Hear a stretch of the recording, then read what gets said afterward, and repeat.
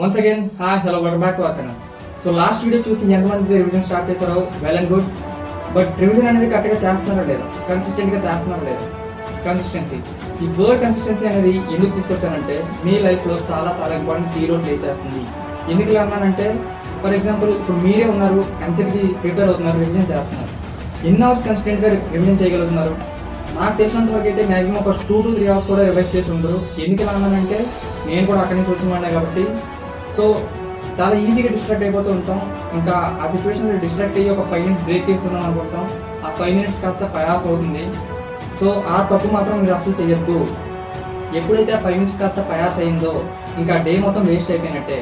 అలా 5 minutes break తీసుకోవాలనిపించినప్పుడు break మాత్రమే తీసుకోండి, డిస్ట్రాక్ట్ అవ్వద్దు. ఆ 5 minutes లో కూడా క్యాజువల్ గా వాక్ చేయండి, లేదా బయటికి వెళ్ళి అలా ఫ్రెష్ అయ్యి తీసుకుని రండి. 5 minutes బ్రేక్ కంప్లీట్ అయిన తర్వాత మళ్ళీ వెళ్ళి స్టార్ట్ చేయండి, చదవండి.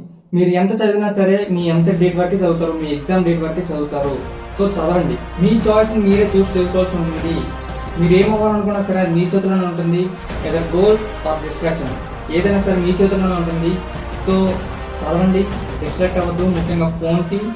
Finally avoid distractions and work for your goals. So ఈ వీడియోని ఇక్కడ వరకు చూసినట్టయితే ఖచ్చితంగా వీడియోని లైక్ చేసే వెళ్ళండి and me friends and family మెంబర్స్కి షేర్ చేయండి. ఇంకెవరైనా సబ్స్క్రైబ్ చేసుకోకపోతే సబ్స్క్రైబ్ చేసుకోండి for more content. And finally, that's all for today guys. Thanks for watching.